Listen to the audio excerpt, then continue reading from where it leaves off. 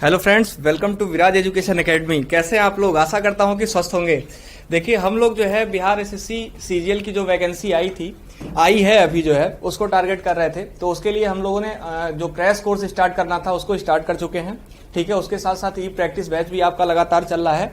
तो आप लोग जल्द से जल्द इनरोल हो जाइए। देखिए, हमारी जो है यह इतिहास की क्लास है जो हमारे प्रवीण सर करा रहे हैं। ठीक है, अब फर्स्ट इंट्रोडक्टरी क्लास तो देख चुके होंगे। ठीक है, आज से प्रॉपर जो है आपकी जो है हिस्ट्री की क्लास आपके जो है यूट्यूब चैनल पर और जो है आपके जो है बिल्कुल एप्लीकेशन पर, दोनों पर जो है समय के साथ जो है अवेलेबल करा दिया जाएगा। ठीक है, तो मैं आशा करता हूं कि आप कोर्स से संतुष्ट रहेंगे। ठीक है, और बाकी अगर कोई क्वेरी होती है तो आप जो है बिल्कुल हमारा नंबर नीचे स्क्रॉल हो रहा होगा, डिस्क्रिप्शन बॉक्स में आपको मिल रहा होगा, वहां पर आप जो है पूछ सकते हैं, चाहे कोर्स से रिलेटेड हो या फिर सब्जेक्ट से रिलेटेड हो। तो मैं प्रवीण सर को बुलाना चाहूंगा। प्रवीण सर आएंगे और आज की क्लास आपको संपन्न कराएंगे। ठीक है, तो आए sir. Thank you sir. Hello everyone, how are you guys? देखिए, हिस्ट्री का पहला लेक्चर आपका हो चुका है। लेसन नंबर 2 में है हम, और ये एक्चुअली में फर्स्ट लेसन है क्योंकि इंडियन हिस्ट्री की शुरुआत एंशिएंट हिस्ट्री से होती है। But if we see history all together तो बहुत बड़ा काल क्रमानुसार घटनाक्रमों का एक पूरा सिलसिला है, एक टाइम लाइन है जो कहीं से शुरू होकर कहीं खत्म होती है, लेकिन एक्चुअली में ये चलती रहती है। ठीक है, तो अब इस टाइम लाइन को हम अपनी अध्ययन की सुविधा के अनुसार कई भागों में बांट लिया करते हैं अक्सर। तो हमने इस एंशिएंट पार्ट को बांटकर इसकी शुरुआत की है। बिल्कुल जो आपका इंडियन हिस्ट्री का एंशिएंट वाला पार्ट है उसके भी पहले क्या था वो चीजें देख लीजिए थोड़ा सा, और फिर आपको थोड़ी समझ हो जाएगी।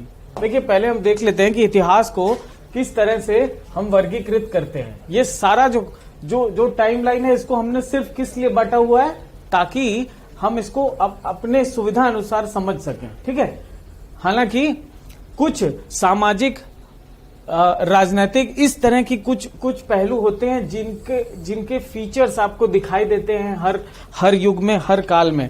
आइए देखते हैं। एक तो होता है प्राक ऐतिहासिक। इसको प्राग ऐतिहासिक भी या प्राक बोल सकते हैं आप, क्योंकि ये सबसे प्राचीनतम काल है। ठीक है, इस प्राचीनतम काल में क्या है कि बिल्कुल आदिकाल से, मतलब अनंत समय आप समझ सकते हैं, लेकिन ये वहां से नहीं है। मतलब जहां से ह्यूमंस की एग्जिस्टेंस हुई, मानव का बिल्कुल प्रादुर्भाव हुआ, वहां से आपका ये 2500 ईसा पूर्व ये ज्ञात समय है आपका। ठीक है, अब इसी को हम आज पढ़ेंगे, लेकिन उससे पहले थोड़ा सा और आपको बता दूं। एक होता है proto history, proto historic period होता है। देखिए, ये प्री हिस्टोरिक पीरियड है ये वाला, यानी प्रागैतिहासिक, इसको प्री हिस्टोरिक पीरियड बोलेंगे। ये प्रोटो हिस्टोरिक है, एक्चुअली में ये है हिस्टोरिक पीरियड। क्वेश्चन आपको सभी से बनते हैं, मेनली आपका ये ज्यादा आप देखते हैं किताबों में।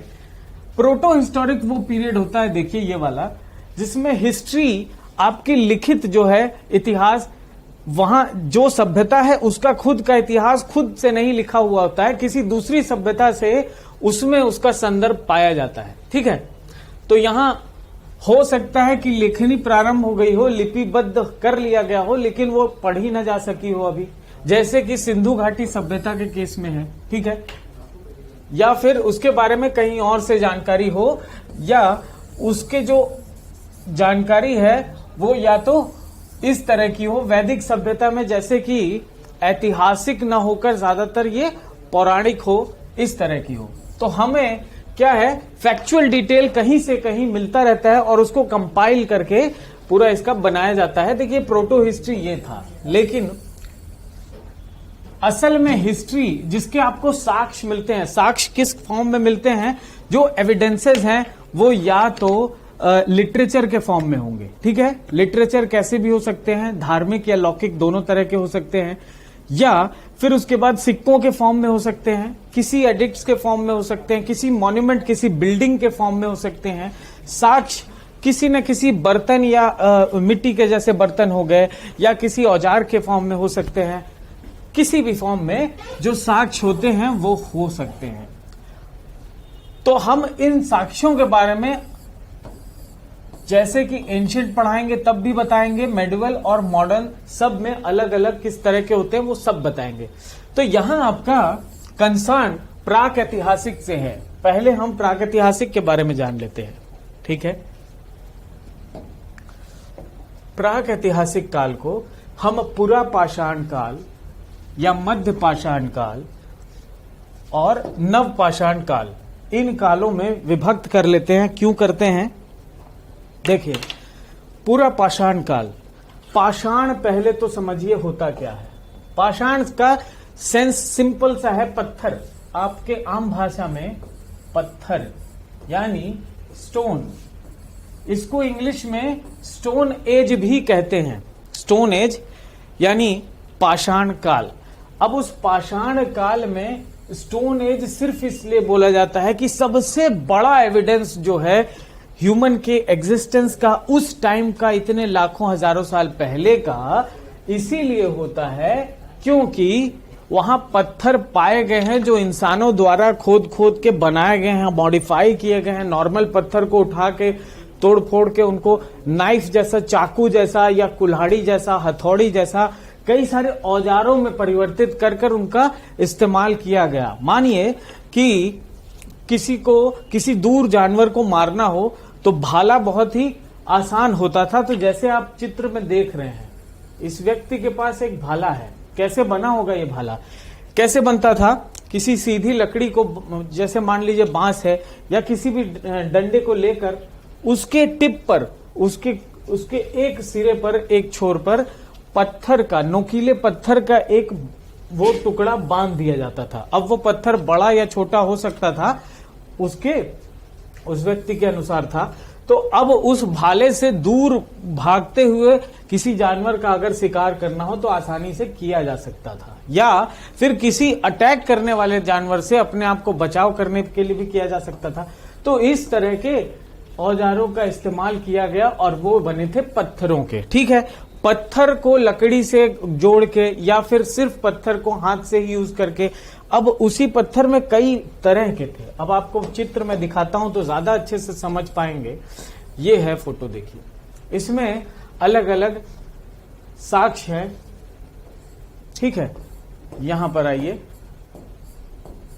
ये देखिए, ये औजार हैं, इस तरह के हैं, ठीक है। ये नोकीले हैं, कुछ चाकू नुमा है, इनसे चीड़ा फाड़ा जाता था। तो इस तरह के सभी टूल्स हैं। टूल्स यानी वो औजार जिनसे काम में लाकर अपने जीवन के कुछ महत्वपूर्ण जो है काम को किया जाता है। जैसे किसी जानवर को मारकर उसकी खाल उतारना, उसके मांस के टुकड़े को काट के फिर बांटना, फिर इस तरह से वो चीजें थी सब कुछ।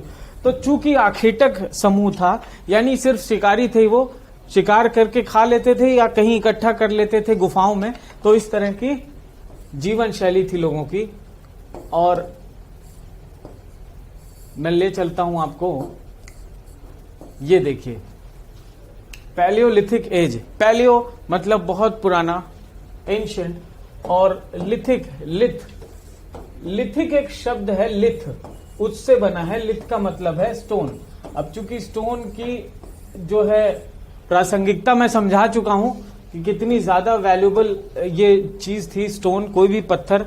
अब कोई भी आम पत्थर कैसे बनता है वो आप ज्योग्राफी में जानेंगे, लेकिन उसी में बता दूं कि वो पत्थर ज्यादातर जो है सेडिमेंट्री या मेटामॉर्फिक रॉक, जो कि बहुत ही ठोस होते हैं, उनको लेकर।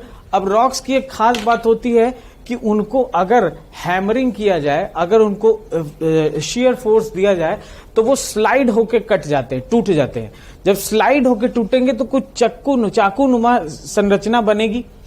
वो इस तरह की चीजें काफी काम में लाई गई।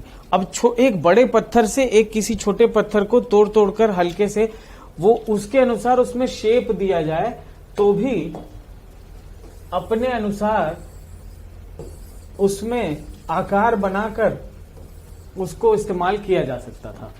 तो चलिए, ये बहुत डिटेल में जाने की जरूरत नहीं है, लेकिन फिर भी मैं बता दूं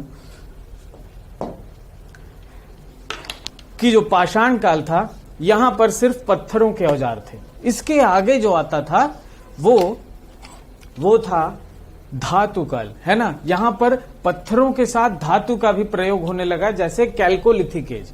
कैल्कोलिथिक एज में तांबे का प्रयोग पत्थरों के साथ होता था, ठीक है। उसी तरह से लौह युग में लोहे का प्रयोग होता था। कांस्य युग में ब्रॉन्ज का यूज होता था, जो कि कॉपर और टिन का मिक्सचर था। तो इस तरह की चीजें मिलकर कई जैसे जैसे एडवांस होते गए वैसे वैसे इनका इस्तेमाल होता गया। अब हम कुछ महत्वपूर्ण बिंदुओं पर आ जाते हैं। जैसे देखिए, सबसे पहली बात, इस युग में लोग गुफाओं में रहना ज्यादा प्रेफर करते थे। पहले ये पेड़ों पे रहते थे, धीरे धीरे नीचे उतरे, उनका पोस्चर सीधा होता गया, और फिर पोस्चर सीधा हो गया मतलब उनकी रीढ़ की हड्डी थोड़ी उन्होंने सीधी कर ली। पहले जानवरों की तरह झुक के चलते थे, फिर थोड़े सीधे हुए, और फिर नॉर्मली पोस्चर बिल्कुल सीधा हो गया। और ये लोग गुफाओं में रहते थे। गुफाओं में रहते थे तो उससे दो फायदे थे। एक तो बड़े जानवरों से इनका बचाव होता था, दूसरा जो मौसम था वो थोड़ा बहुत ज्यादा ठंडा होता था, क्योंकि हिम युग चल रहा था। हिम युग, प्लीस्टोसीन एरा, एक ऐसा टाइम था जब बहुत ज्यादा सर्दी थी। अभी सामान्य जितना टेम्परेचर है उससे कहीं कम टेम्परेचर था उस टाइम पे, और उसकी वजह से आप देख पाएंगे कि इनके शरीर पर बहुत सारे बाल भी होते थे। आज का जो मानव है उसके शरीर पर बाल कम है, उतने नहीं है, लेकिन फर की तरह बाल हो जाते थे उनके, क्योंकि टेम्परेचर बहुत ज्यादा कम था, यानी ठंडा था। तो उसके लिए एक तरह से वो काम करता था वूल का, तो टेम्परेचर मेंटेनेंस का बड़ा काम करता था। तो दो चीजें थी कि ये गुफाओं में रहते थे प्रोटेक्शन के लिए, और वहीं पर ये अपना भोजन भी बनाते थे, शिकार करके लाते थे तो खाते थे। इस युग में सबसे महत्वपूर्ण काम जो हुआ था, देखिए, आग के बारे में जानकारी जो है पाषाण काल में हो गई थी। तो पूरा पाषाण काल में सिर्फ जानकारी थी, उसका इस्तेमाल नहीं करना सीखा था। लेकिन मध्य काल में मध्य पाषाण काल जो था उसमें आग को जलाना, उसका भरपूर इस्तेमाल करना इन्होंने सीख लिया था, ठीक है। तो अब देखिए, नदियों के कारण, अब नदियों के किनारे ये बसते थे। अब चूंकि इसके पहले मैं ये बता दूं, जो मैं बता रहा था कि टेम्परेचर काफी कूल था, ठंडा टेम्परेचर था, तो ये लोग जहां रहते थे वहां सेटल होके, मतलब गुफाओं में रहते थे, लेकिन ज्यादातर ये पानी के आसपास रहना प्रेफर करते थे। लेकिन क्या हुआ, जब हिम युग खत्म होने लगा, मध्यकाल, जो मध्य पाषाण काल आया, ठीक है, जो मध्य पाषाण काल आया, अभी मैं थोड़ी सी भूमिका बता दूं। मध्य पाषाण काल जब आया तो ये प्लीस्टोसीन एरा खत्म हो गया, है ना, आइस एज चला गया, टेम्परेचर बढ़ने लगा। जैसे जैसे कहीं भी टेम्परेचर बढ़ता है तो पानी का जो जलाशय, यानी वाटर बॉडीज जितनी हैं आसपास कोई भी, वो सूखने लगती हैं, पानी उसमें कम होने लगता है, जल स्तर गिरने लगता है। जब सूखने लगेगी तो उनके मवेशियों को पानी नहीं मिलेगा, उनके खुद के इस्तेमाल के लिए पानी नहीं मिलेगा, तो वो क्या करेंगे, जहां पानी होगा उस तरफ भागेंगे, जहां टेम्परेचर थोड़ा नॉर्मल होगा वहां भागेंगे। अब जब टेम्परेचर पृथ्वी का बढ़ा, वहां उस टाइम पे जब बढ़ा, तो फिर उसके बाद क्या हुआ कि विभिन्न प्रकार के जानवर भी बहुत तेजी से ग्रो करने लगे। उनके पास क्या हुआ, इंसानों के पास जो बड़े पत्थरों के हथियार थे, बड़े बड़े पत्थरों के हथियार, पूरा पाषाण काल में उनकी जरूरत कम रह गई, क्योंकि छोटे जानवरों का भी शिकार किया जा सकता था, क्योंकि वो बहुतायत में आ गए थे, संख्या में हो गए थे, ठीक है। तो अब उसके लिए उन्हें छोटे हथियारों की आवश्यकता थी। तो पत्थरों के छोटे टुकड़ों के औजारों को और पॉलिश करके और अच्छे से और रिफाइंड जो है टूल्स बनाए गए मेसोलिथिक एज में, मेसोलिथिक यानी मध्य पाषाण युग में। और इसी मध्य पाषाण युग में पत्थरों के आपको देखने को मिलते हैं कि छोटे, कंपैरेटिवली स्मॉलर टूल्स मिलेंगे, लेकिन more refined, more advanced tool रहेंगे, और उसमें वैरायटी भी काफी रहेगी। पहले सिर्फ या हथौड़ी है या कुल्हाड़ी जैसे हथियार है या कुछ काटने, चीरने, फाड़ने वाले, बस 2 ही 3 वैरायटीज थी। अभी मेसोलिथिक में बहुत ज्यादा वैरायटीज आ जाएंगी, छोटे बड़े सभी प्रकार के हथियार मिलेंगे, ज्यादातर छोटे पत्थरों के, पाषाणों के हथियार मिलेंगे। अच्छा, अब इसके बाद तो आप आ जाते हैं फिर नव पाषाण काल में। अब चूंकि मध्य पाषाण काल में ही ये जानने लगे थे लोग कि बीजों से पौधे उत्पन्न होते हैं, तो कहीं कहीं टेम्परेचर जब बढ़ा तो उसके बाद बाजरा, गेहूं, चावल, इन सब की खेती भी, मतलब ये पौधे भी मतलब जंगली रूप से बढ़ने लगे। इनको पता चल गया कि इसके बीज से ये उत्पन्न होते हैं। इन्होंने कहीं ना कहीं शुरू कर दिया, यानी कृषि का प्रारंभ एक तरह से शुरू होने लगा, है ना। लेकिन जो मॉडर्न था, ये वाला फेज था नियोलिथिक फेज, इसके अंदर बिल्कुल अच्छे से कृषि और पशुपालन, है ना, जो एनिमल्स को डोमेस्टिकेशन वाला काम है वो शुरू हो गया। अच्छे से कृषि और पशुपालन शुरू हो गया। तो एक तरह से ये लोग बस्तियों में रहने लगे, अब गुफाएं छोड़ दिए थे। तो ये छोटी सी थोड़ी तीनों कालों की एक जल्दी से हिस्ट्री थी। अब हम थोड़ा सा और इसमें डिटेल से एक एक पॉइंट देखते चलते हैं जो आपको मैं दे रहा हूं। सबसे अधिक दिनों तक रहा इसमें, ठीक है, इस काल में। किस काल में? पूरा पाषाण काल में, ठीक। नदियां जैसे ताप्ती, अब भारत में देखें तो ताप्ती, गोदावरी, कृष्णा, भीमा, वर्धा, इन आदि नदियों में जो है यहां पर इनके साक्ष्य मिले हैं, है ना। चूना पत्थर से बने अनेक औजार पाषाण से बने, ठीक है। चूना पत्थर यानी चूना वाला पत्थर, वो भी तो एक पाषाण का ही रूप है। उसके वेपन्स, उसके हथियार, औजार जो थे वो मिले हैं। तो इस टाइम पे गैंडा जो एक पशु होता है और जंगली बैल, इसके जीवाश्म मिले हैं। इसका तात्पर्य ये है जहां भी गैंडा होता है वो सूक्ष्म इलाके, जहां पर ज्यादा नमी होगी वैसी जगह पे वो ज्यादा पाया जाता है। तो माना जाता है कि उस जगह अधिक वर्षा उस टाइम पे होती थी। अब जैसे राजस्थान वाला एरिया है, आज तो बहुत सूखा है, उस टाइम पे यहां बहुत वर्षा होती थी, ठीक है। तो इसलिए भी वो काफी ड्वेलिंग प्लेस था, वहां से काफी साक्ष्य मिले हैं। आइए अगला देखते हैं पॉइंट। पूरा पाषाणकालीन जो स्थल है, कुछ उसके जो साक्ष्य जहां जहां से मिले हैं, एक तुरंत छोटा सा ओवरव्यू ले लेते हैं। उत्तर प्रदेश से मातृभूमि की प्रतिमा मिली है। एक तरह की प्रतिमा है जिसकी पूजा करते होंगे लोग। ग्रामीण समाज था, चूंकि उन्नत जो नगरीय समाज था सिर्फ आपको हड़प्पा में देखने को मिलेगा, ठीक है। कैल्कोलिथिक एज या पाषाण, इस सब में ग्रामीण एक तरह से बस्तियों वाले समाज थे। तो उत्तर प्रदेश में लोहदा नाला एक जगह है, वहां से आपको मातृभूमि की प्रतिमा प्राप्त हुई है। कश्मीर में पहलगाम है, वहां से हाथ की कुल्हाड़ी मिली है, ठीक है। और मध्य प्रदेश से दो जगह से, एक तो भीमबेटका वहां पे जो गुफा है उसके अंदर चित्रकारी वो मिले हैं। वहां एक तरह से रहते थे लोग पूरा गुफा के अंदर, वो भी मिला है। और एक खोपड़ी प्राप्त हुई है, हथनोर एक एमपी में जगह है मध्य प्रदेश में, वहां से। मद्रास यानी आप साउथ में चले जाएं तो वहां से भी कुछ साक्ष्य मिले हैं। तो मद्रास में एक कुल्हाड़ी मिली है, हाथ की कुल्हाड़ी, तो उसका भी प्रमाण मिला है। अब ये बहुत पहले खोजा गया था 1863 में, ठीक है, मद्रास वाला।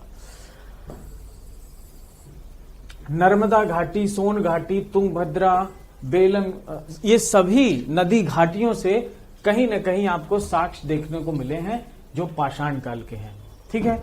महाराष्ट्र से भी और मध्य प्रदेश के आदमगढ़ से कुछ शिल्प उपकरण मिले हैं। तो कुल मिलाकर कहीं ना कहीं आपको साक्ष्य मिले हैं। अच्छा, पता कैसे चलता है कि ये उस टाइम के हैं? तो कार्बन 14 एक डेटिंग प्रक्रिया होती है विज्ञान में।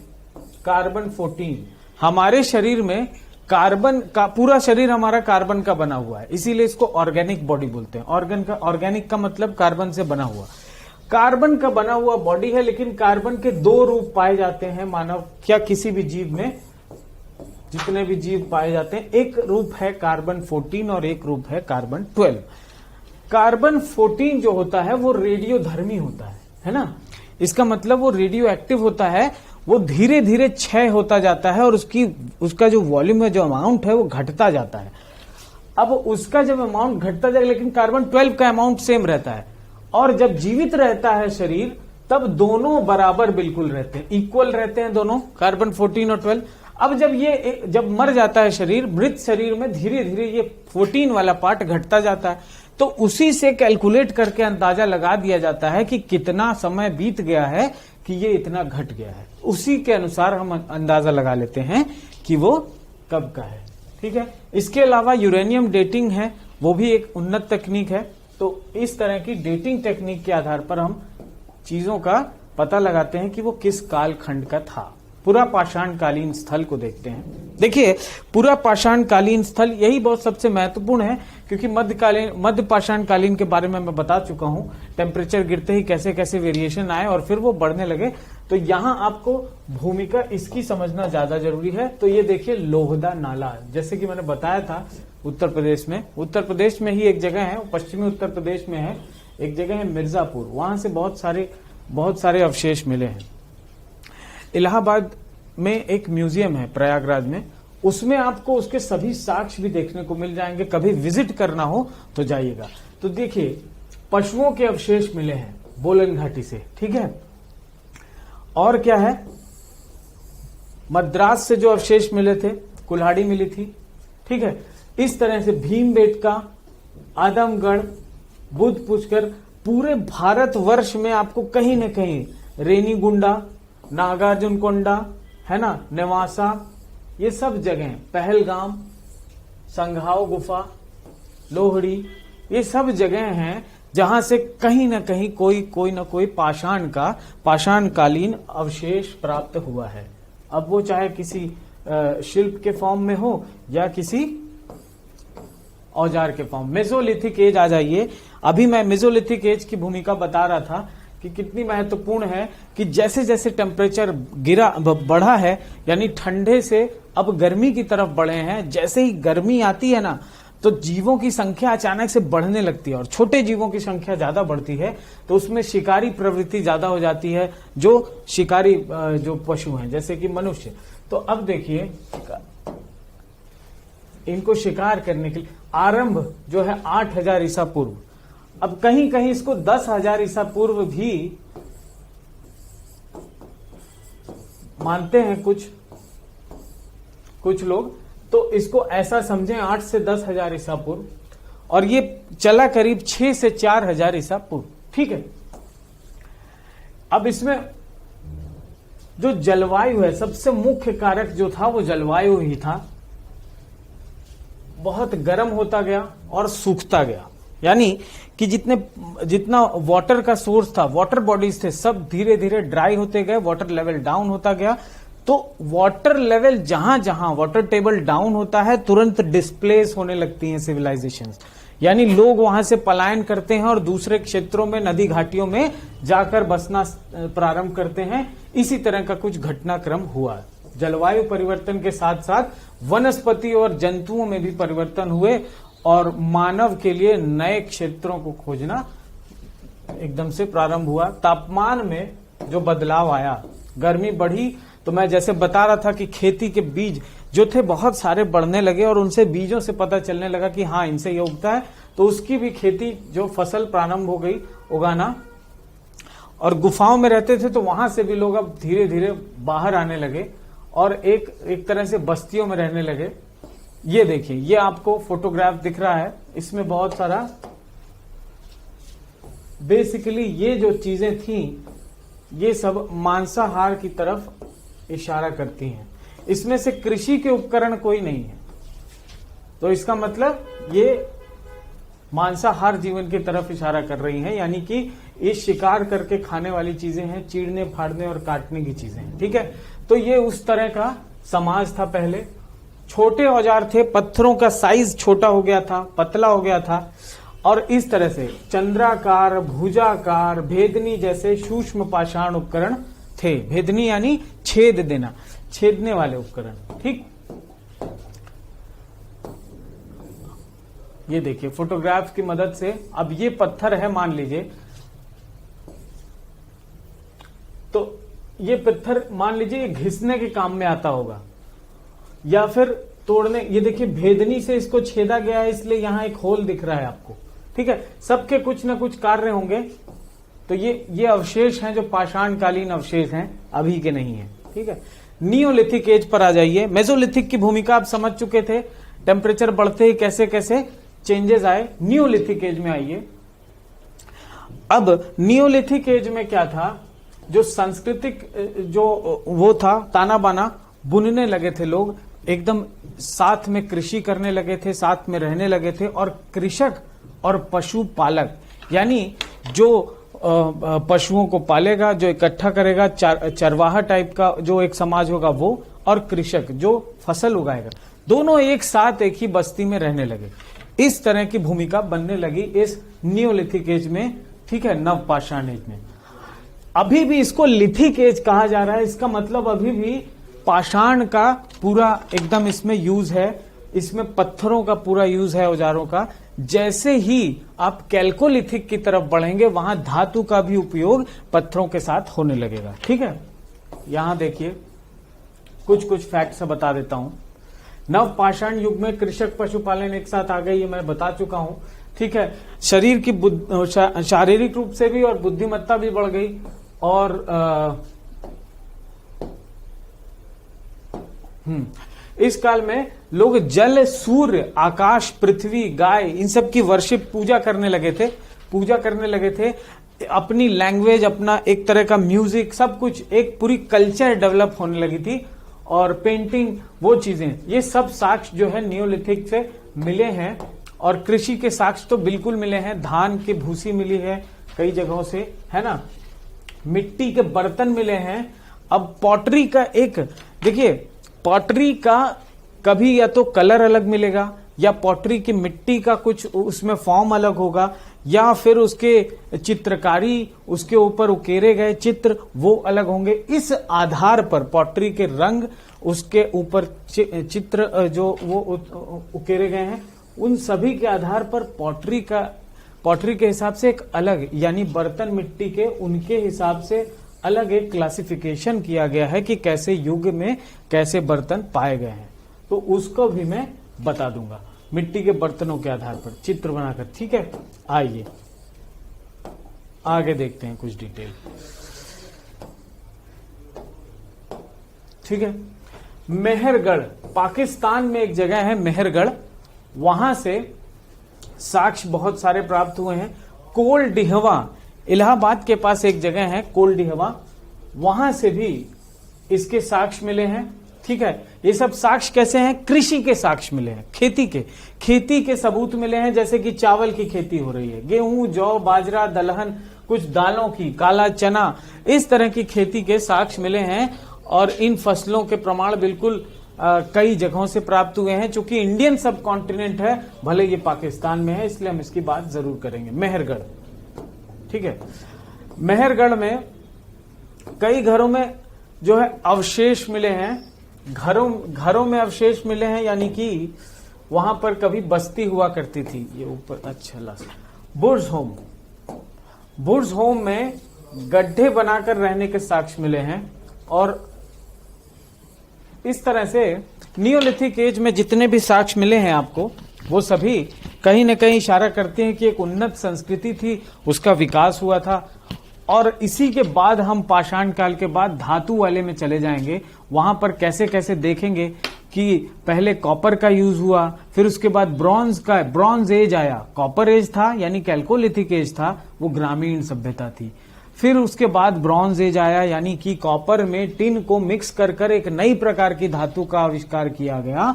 उस धातु का प्रयोग किस लिए हुआ? औजारों को बनाने में। उन औजारों का इस्तेमाल करके एक बहुत ही प्रभावशाली उन्नत संस्कृति का विकास हुआ, जो कई 100 साल तक चली, जिसे हम सिंधु घाटी सभ्यता के नाम से भी जानते हैं।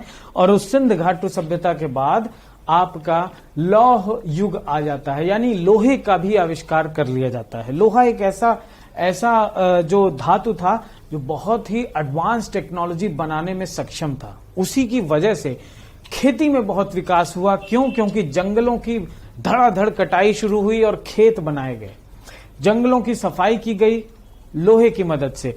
खेती के लिए नए औजार बनाए गए, हल बनाए गए जो बहुत ही उन्नत थे, बहुत तेजी से कार्य करते थे, जमीन को बहुत कम समय में खोद देते थे।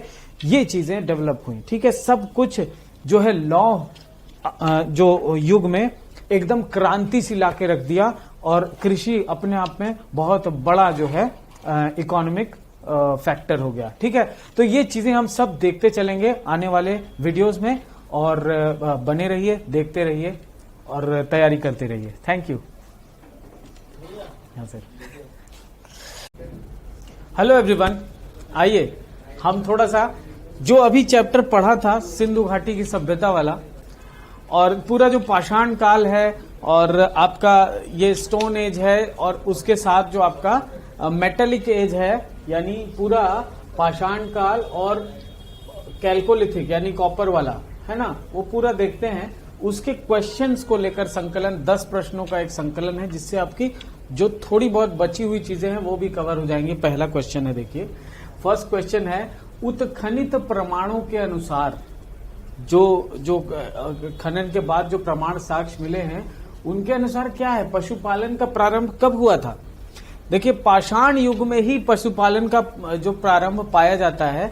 अब पूरा पाषाण काल में तो सिर्फ आखेटक थे, वो शिकार करते थे, जमा कर लिया, आखेटक प्रणाली के लोग थे। लेकिन उसके जस्ट बाद जो मध्य पाषाण काल है उसमें थोड़ी थोड़ी चीजें वो जान गए, उसमें आग को पहचानना सीख गए, आग का इस्तेमाल करना सीख गए, और उसी के साथ कृषि के भी साक्ष्य मिले हैं थोड़े बहुत। लेकिन पशुपालन, उन्होंने पशुओं को पालना शुरू कर दिया था। एक साक्ष्य मिला था कुत्ते के साथ दफनाने का, तो ये भी है। तो पशुपालन का साक्ष्य आपका मध्य पाषाण काल में मिलता है देखने को। ये मध्य पूर्व पाषाण नहीं, मध्य पाषाण काल। ठीक है, तो मध्य पाषाण काल यानी कि मिजोलिथिक जो है एज, मिजोलिथिक एज, उस काल में। दूसरा प्रश्न देखिए, मध्य पाषाणिक प्रसंग में पशुपालन के जो आपके वो मिले हैं वो कहाँ मिले हैं, पशुपालन के प्रमाण कहाँ मिले हैं।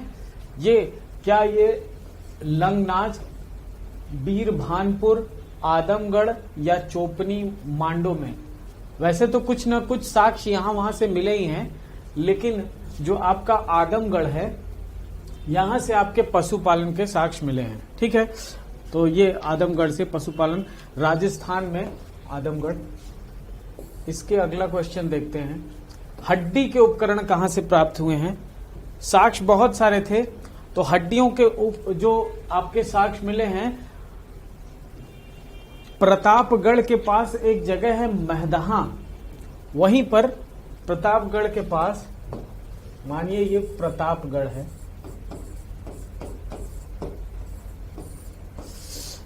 देखिए ऑप्शन में देखिए चोपनी मांडो तो है ही है, यहां से कई साक्ष्य मिले हैं लेकिन हड्डी वाले नहीं मिले। काकोरिया या सरायनहार, सरायनहार से बहुत सारे साक्ष्य मिले हैं, लेकिन बड़ी मात्रा में हड्डियों के साक्ष्य आपके महदहा से मिले हैं, जो कि प्रतापगढ़ के पास है। यहां हड्डियों के 41 साक्ष्य मिले हैं, 41 साक्ष्य। ठीक है, 41 साक्ष्य मिले हैं। उत्तर प्रदेश का प्रतापगढ़ क्षेत्र है यहां से, और इसमें युग्म शवादान है। युग्म शवादान मतलब, शवादान क्या होता है, शवादान यानी किसी को दफना देना। युग्म शवादान मतलब 2 लोगों को एक साथ दफनाना।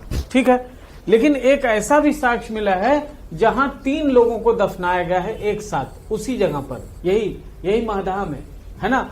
5 जो हैं युग्म शवादान मिले हैं, 2 जोड़े में दफनाए गए, 5 जगह दिखे हैं, लेकिन एक जगह ऐसा था जहां 3 व्यक्तियों को एक साथ दफनाया गया, यही है महदहा। ठीक है,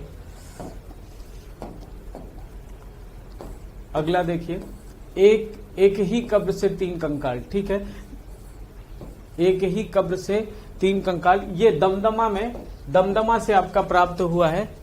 एक ही कब्र से 3 कंकाल। ठीक है, ये ऑप्शन में नंबर नहीं दिया हुआ है, आप ऐसे समझ सकते हैं ABCD, है ना। ठीक है, अगला प्रश्न आपके सामने ये देखिए, खाद्यान्नों की कृषि सर्वप्रथम जो उसके साक्ष्य प्राप्त हुए हैं, सर्वप्रथम कहां प्रारंभ हुई थी। जो खेती के साक्ष्य हैं, खेती के साक्ष्य आपको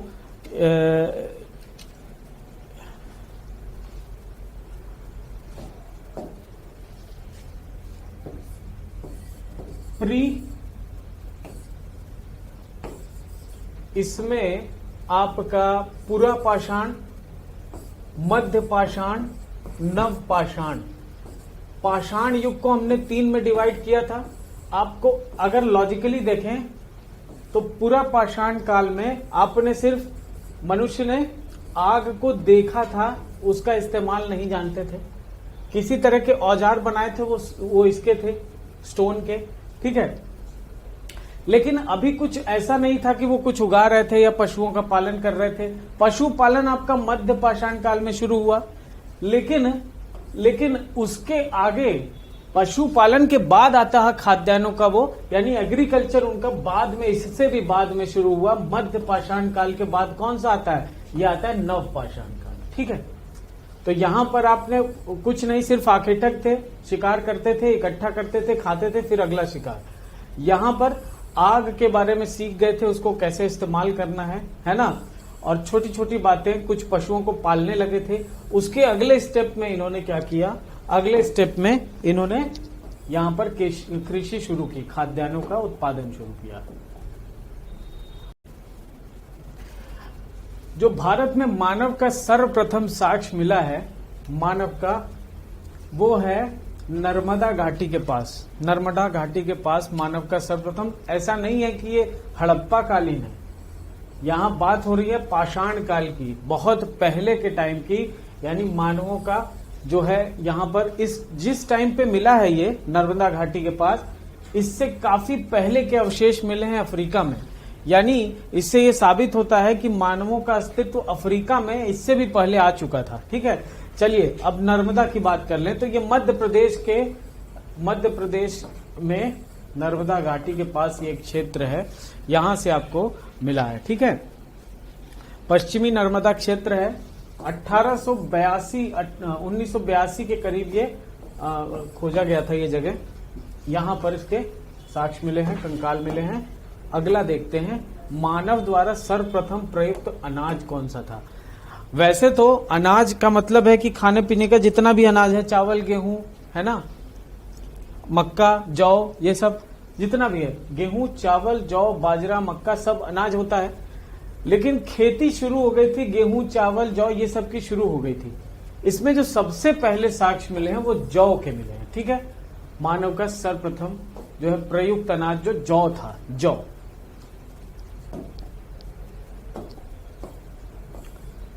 नव पाषाण युग में भारतीय उपमहाद्वीप के उत्तर पश्चिमी क्षेत्र में निम्नलिखित में से किस स्थान पर कृषि के अभ्युदय के प्रारंभिक प्रमाण मिलते हैं?